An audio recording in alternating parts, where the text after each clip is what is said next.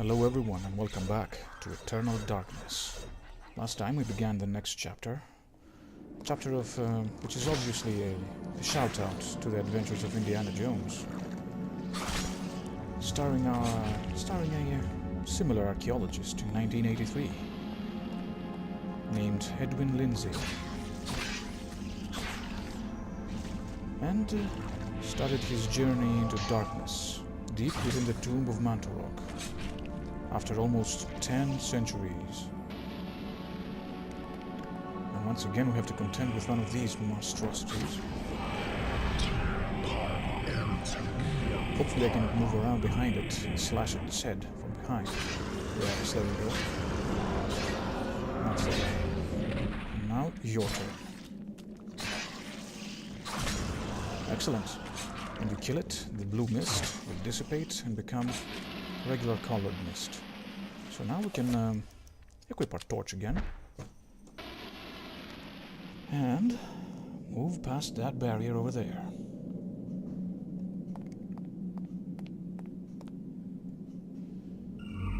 There we go. And we're here in another new area of this forgotten tomb. This wasn't here before. Some kind of face carved from stone. And unfortunately I cannot avoid this pressure plate.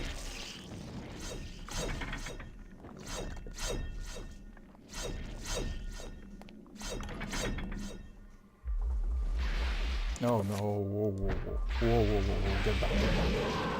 Alright, now that is a red horror, so we should enchant our shotgun with the red alignment. No, sorry.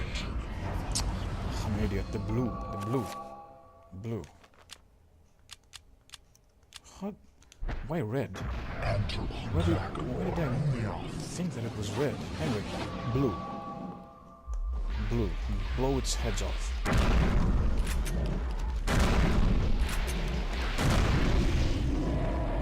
There we go. Let's reload. And finish it off. Now we have this. Another damage field. This time red in alignment. But before we do that, let's clear these cobwebs away to uncover a dirt-encrusted necklace hidden behind the cobwebs. What's wrong with this? Why is it like this? This necklace is encrusted with cysts of corroded metal upon its surface. It's difficult to tell what it looks like. Perhaps it can be cleaned somehow. Well, it cannot be cleaned with any means we have in our hands right now, but we should just dispel this barrier for now.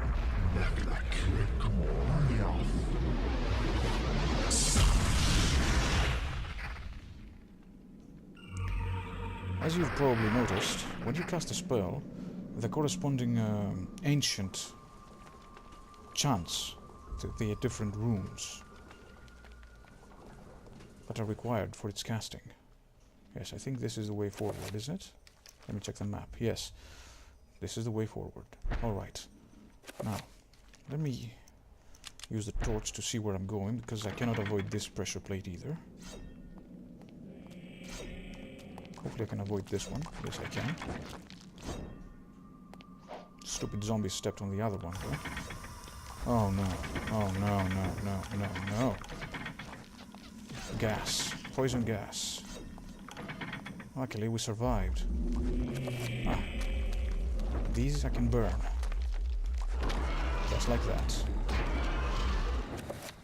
Clear them out.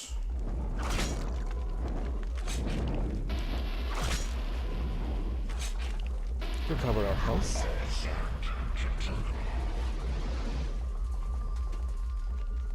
And then dispel this green barrier here.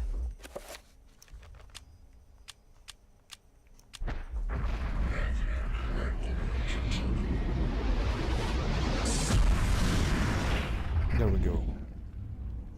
2 out of 3 are dispelled. one remains. And what's behind that barrier is very, very interesting. Now, what's this? Let's shed some light into the situation here, shall we? Another carved stone head. Anything here? There is a panel recessed slightly into the wall. It looks like it can be pressed. What this does is reset the traps. So the poison gas in the previous chamber is now gone. Let's get rid of you. And, yeah. We're gonna have to come back to this statue. Hiding in the shadows, a statue watches over the room. Gold flecks of metal mar the statue's wrist and neck, possibly indicating that some kind of adornment used to be there. So we'll have to find more golden ornaments this time around.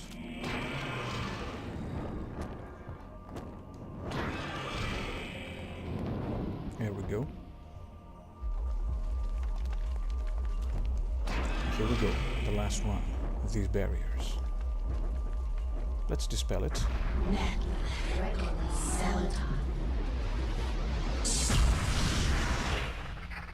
And there we go. The barrier is dispelled. However, we cannot do nothing. We can do nothing with it for now. What we need to do is look at this.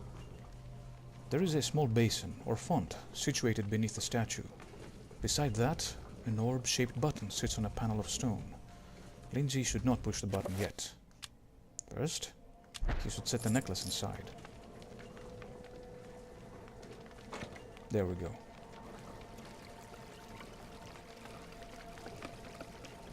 This water smells like a strong acid, perhaps strong enough to dissolve metal or flesh if Lindsey isn't careful. Strong enough to dissolve rust as well. So now we have what we need.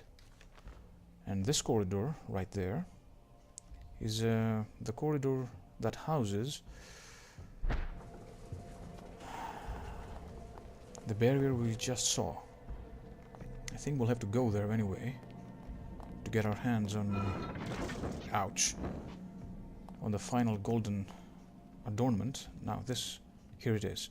There appears to be a hole in the wall. It is large enough for a small dog to pass through, so Lindsey cannot pass through himself, unfortunately for him. Gas. Alright, now here should be the last one of them.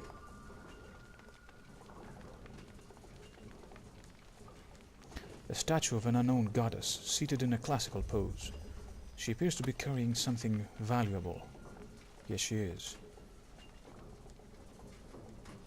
A statue of carved granite, depicting a ceremonial temple guard.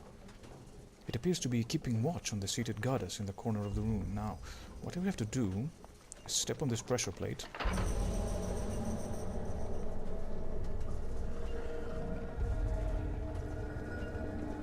Then quickly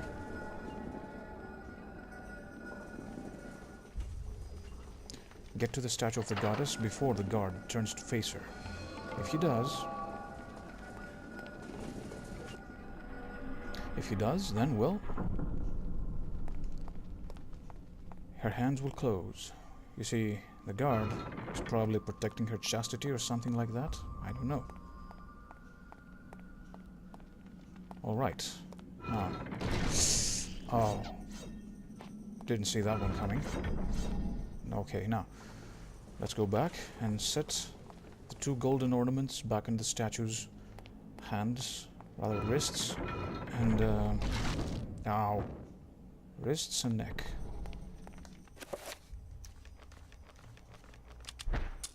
There we go. And another. And the way is open. All right. Time to see what lies beyond. Remember me, Alex. How can I forget you, Grandpa? You've always meant the most to me. Ever since... ever since my parents died. Yes.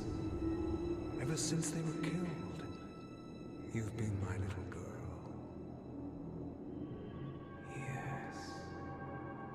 My little girl.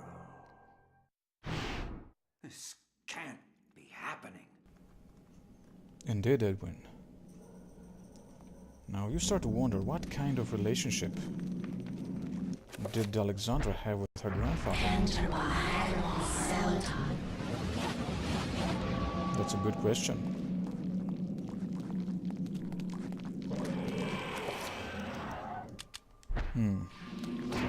Some mummies here. Is there a green folder? Did I enchant the shotgun with the wrong alignment? I think I did. Yes, I did. Alright. Let's try this again.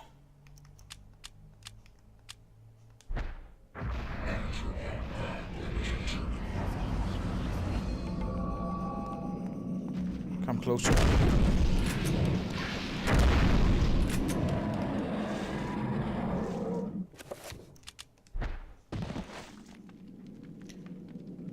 I really like how, I've mentioned it before, but I really love the sound design in this game.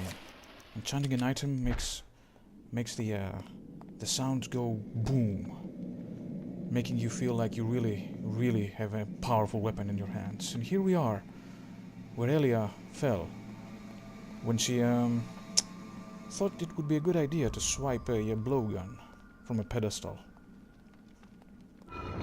More traps this time around, though. Look at all these pressure plates.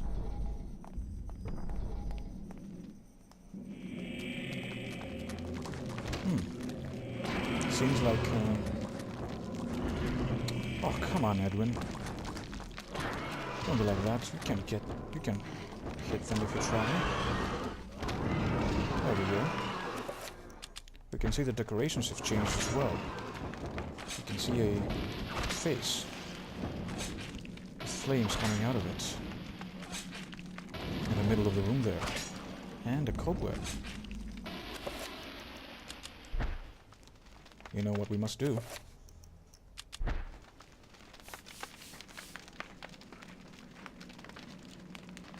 Behind the cobwebs lies a carved stone slab. Another magical codex.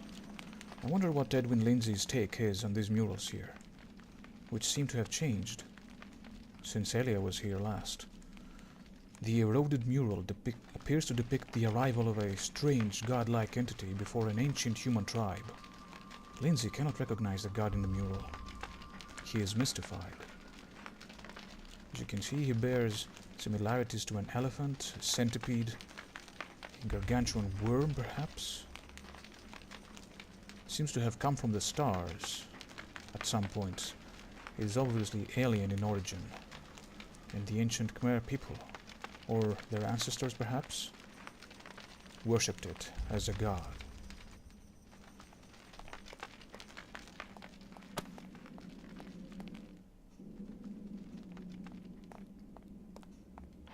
Ouch. Come on.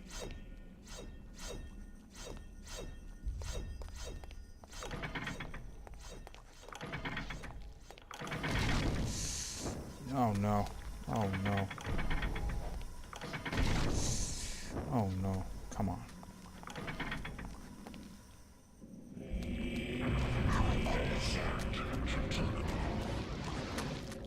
Alright, I think it's time to enchant our weapon.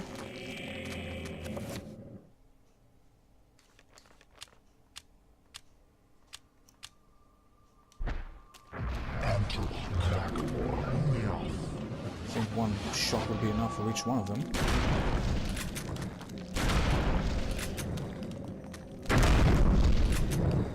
Perhaps even less.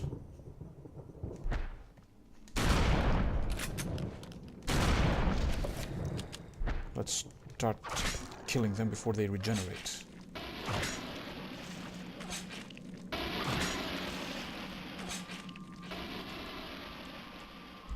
Sorry.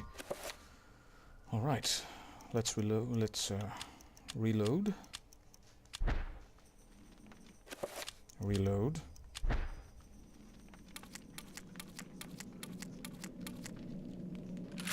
Very nice. And now we can examine the mural in more detail. A dilapidated mural depicts the ancient Khmer people coexisting with some kind of fertility god. They offer sacrifice to the beast, and in return are showered with benevolence, good crops, and hunting.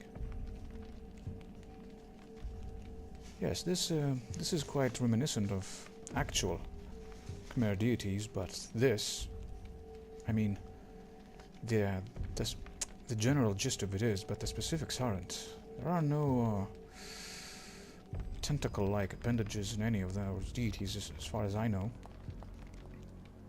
In any case, I think this is as good a place as any. Or rather, am I going right? Yes, I am. Let's go to the next chamber, and then we can save. Ah, rather here. Here we go. This is where Elia first fell through that shaft.